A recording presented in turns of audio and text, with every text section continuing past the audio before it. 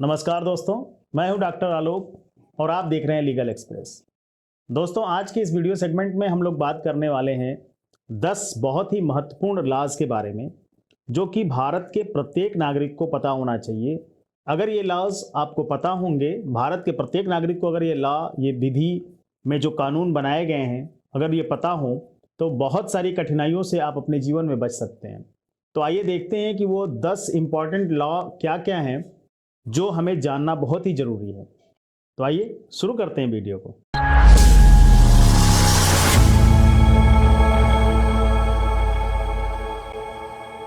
दोस्तों, पहला कानून जो बहुत ही इंपॉर्टेंट है वो ये है पुलिस एक्ट 1861। पुलिस एक्ट 1861 में ये कहा गया है कि कोई भी पुलिस अधिकारी कभी भी ऑफ ड्यूटी नहीं होता है। वो हमेशा अपनी ड्यूटी पे ऑन होता है, चाहे वो घर में सो रहा हो, चाहे घर पे आराम कर रहा हो, लेकिन वो ड्यूटी पे है। तो अगर कोई भी प्रकरण इस तरह का होता है, कोई भी वाद होता है, कोई भी झगड़े होते हैं, तो उसे ऑन ड्यूटी ही समझा जाएगा।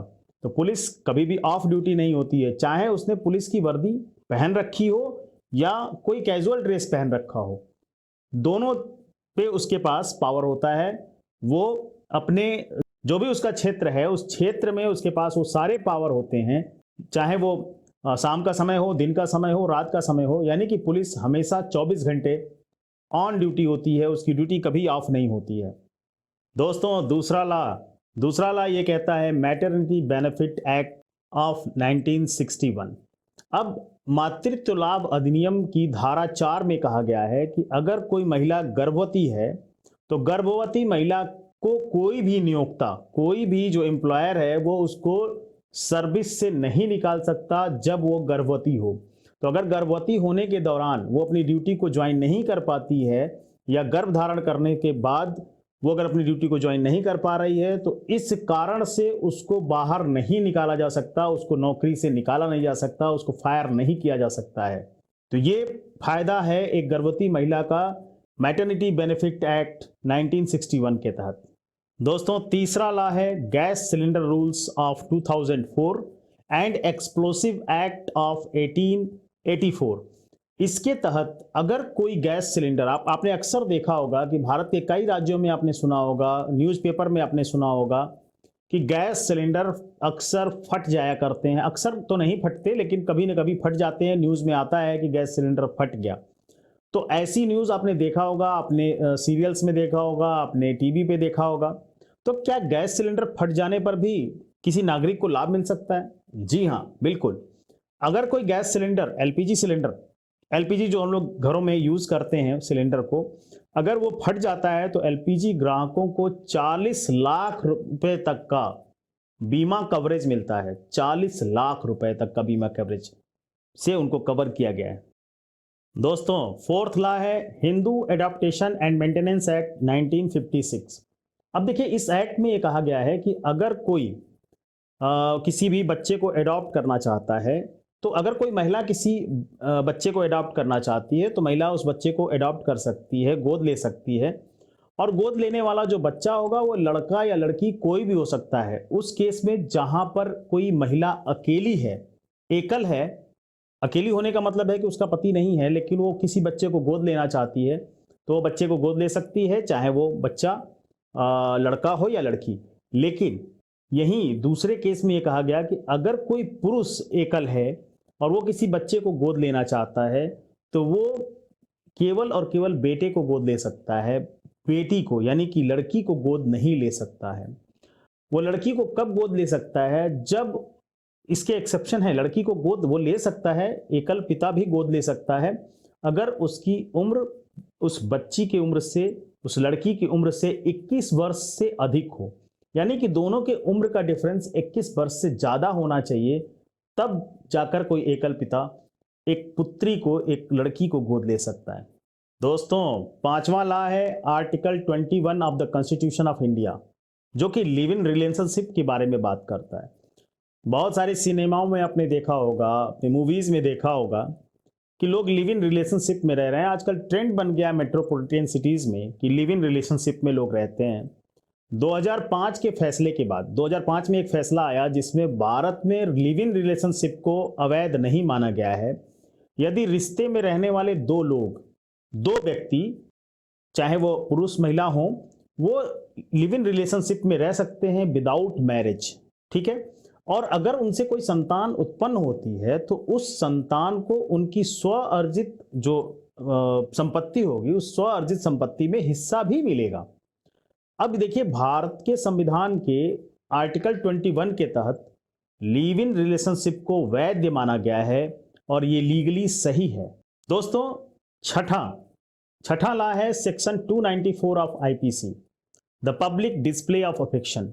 अब पब्लिक डिस्प्ले ऑफ अफेक्शन क्या कहता है? धारा 294 आईपीसी की ये कहती है कि अगर कोई अफेक्शन है किसी भी बॉय एंड गर्ल के बीच में और वो किसी सार्वजनिक स्थल पर अपना एक स्नेह प्रदर्शित करते हैं, तो वो स्नेह प्रदर्शित करना एक हद तक तो ठीक है, लेकिन अगर कहीं लिमिट से बाहर हो रहे हैं और वो जो उनका एक दूसरे के प्रति स्नेह है वो ज़्यादा ही भड़कीला लग रहा है किसी पब्लिक स्थल पे, तो ये अश्लीलता को प्रदर्शित करता है और यह तब एक अपराध है।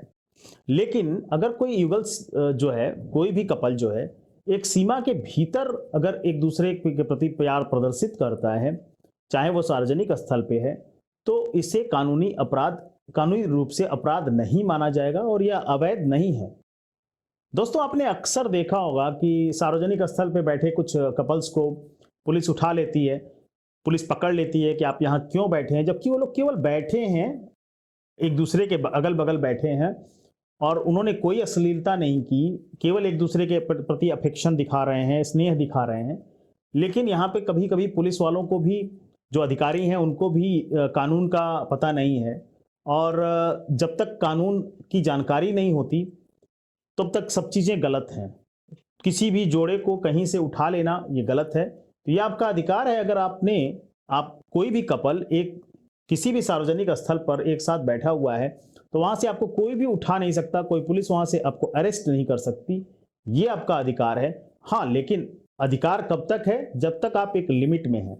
अगर आपने वहाँ पे अश्लीलता दिखानी शुरू कर दी, किसी को आप एक अपना अफेक्शन इस हद तक दिखा रहे हैं कि उस दूसरे को दिक्कत महसूस हो रही है वहाँ बैठने में, कि आपने इस तरह की, कोई भी कपल इस तरह का एक्ट करता है कि बगल में बैठा पर्सन उससे शर्म उसे आ रही है या उसको वहाँ पे बैठ नहीं पा रहा है वो अपने किसी जोड़े के साथ, तो ये अपराध है और इसमें आपको 3 महीने तक की सजा, कैद या जुर्माना, इनमें से कुछ भी हो सकता है या दोनों हो सकता है। दोस्तों, जो 7वां हमारा लॉ है वो है कंज्यूमर प्रोटेक्शन एक्ट 1956। अब कंज्यूमर प्रोटेक्शन एक्ट क्या है कि अगर मान लीजिए कि आप किसी दुकान पे जाते हो तो आपने अक्सर देखा होगा कहीं कहीं दुकानदार इस तरह का काम करते हैं कि जो एमआरपी मूल्य लिखा होता है उससे भी अधिक मूल्य पर कोई सामान बेचते हैं। अक्सर आपने देखा होगा कि आप रोड से जा रहे हैं और आपने कोल्ड ड्रिंक कहीं खरीदी, कोल्ड ड्रिंक पे 45 रुपये प्रिंट है और दुकानदार आपसे 50 रुपये मांग रहा है। वो कह रहा है हम तो ठंडा कर रहे हैं, इसका पैसा हमको चाहिए। तो ये ऐसा दुकानदार नहीं कर सकता है। कंज्यूमर प्रोटेक्शन एक्ट में किसी भी जो है वस्तु का मूल्य, अगर जो अधिकतम मूल्य उस पर लिखा हुआ है, मैक्सिमम रिटेल प्राइस लिखी हुई है, उससे अधिक में वो वस्तु को नहीं बेच सकता है। आप जो कि उपभोक्ता हैं वो उससे, उस एमआरपी से कम की मांग कर सकते हैं, ये आपका अधिकार है। मानना ना मानना दुकानदार का अधिकार है, लेकिन एमआरपी से ऊपर बेच नहीं सकता। अगर कोई ऐसा करता है तो उपभोक्ता फोरम में उपभोक्ता उसके अगेंस्ट में केस कर सकता है कि ये व्यक्ति हमें जो है इसके अधिकतम मूल्य से अधिक मूल्य मांग रहा है या अधिक मूल्य की मांग करके ये वस्तु बेच रहा है। दोस्तों, हमारा 8वां लॉ क्या कहता है? हिंदू मैरिज एक्ट 1955 के बारे में बात करता है। यहाँ कपल्स के लिए, जो भी जिन्होंने शादी कर रखी है, जो लोग शादी के बंधन में बंध चुके हैं, अगर वो किसी मामले में ऐसे हो जाता है, झगड़ा हो जाता है, तो कम से कम उनको अपनी शादी 1 साल तक चलानी होगी। उसके बाद ही वो डाइवोर्स का पिटीशन दाखिल कर सकते हैं। तो चाहे वो जो है विवाहिता हो या विवाहित पुरुष हो, वो 1 साल तक उनको अपनी शादी चलानी होगी और उसको चलाने के बाद ही वो तलाक का केस या तो दोनों मिलकर दाखिल करें या दोनों इंडिविजुअली दाखिल करें। पुरुष चाहता है तलाक तो ले सकता है, महिला चाहती है तलाक तो उसके लिए केस दायर कर सकती है। और तलाक के लिए बहुत सारे क्लॉज बने हुए हैं कि क्यों आप तलाक लेना चाहते हैं, आपको ये प्रूफ करना पड़ेगा कि आप किसी भी स्त्री से या कोई स्त्री किसी पुरुष से क्यों तलाक लेना चाहती है। तो उनके ग्राउंड्स हैं, उन ग्राउंड्स को आपको किसी न किसी तरह से जो है प्रूफ करना पड़ेगा, तभी आपको तलाक मिलेगा। तो तलाक दायर 1 साल के अंदर नहीं किया जा सकता। दोस्तों, हम अपने 9वें लॉ पे पहुंच चुके हैं। 9वां लॉ ये कहता है, section 46 sub section 4 of the CrPC, code of criminal procedure, यानी कि सीआरपीसी की सेक्शन 46 का सबसेक्शन 4 कहता है कि कोई भी पुलिस ऑफिसर किसी भी महिला को शाम के 6 बजे के बाद, यानी कि सूर्यास्त जब हो रहा हो, सूर्यास्त के बाद से लेकर सूर्योदय के बीच में गिरफ्तार नहीं कर सकता। यह अधिकार एक महिला के पास है कि उसको शाम को गिरफ्तार नहीं किया जा सकता है। ठीक है, कोई भी पुरुष पुलिस अधिकारी उसको गिरफ्तार नहीं कर पाएगा। हाँ, उसके पास, उस पुरुष अधिकारी के पास ये अधिकार है कि वो सुबह 6 बजे से लेकर शाम को 6 बजे तक महिला को गिरफ्तार कर सकता है। अगर कोई महिला अपराधी है, अपराध करती है या अपराध उस पर आरोपित है और उसको गिरफ्तार करना जरूरी है, तो उसके लिए उसको, उसके पास जो टाइम पीरियड है वो केवल सुबह 6 बजे से लेकर शाम 6 बजे के बीच में ही है। दोस्तों, हमारा 10वां लॉ है, 10वां लॉ है section 51 sub section 2 of the CrPC. अब ये सीआरपीसी की ये धारा कहती है कि जब भी कोई महिला की तलाशी लेनी बहुत जरूरी है, तो उस महिला की तलाशी केवल और केवल एक महिला पुलिस अधिकारी ही ले सकती है। ये हमारी सेक्शन 51 का सबसेक्शन 2 है।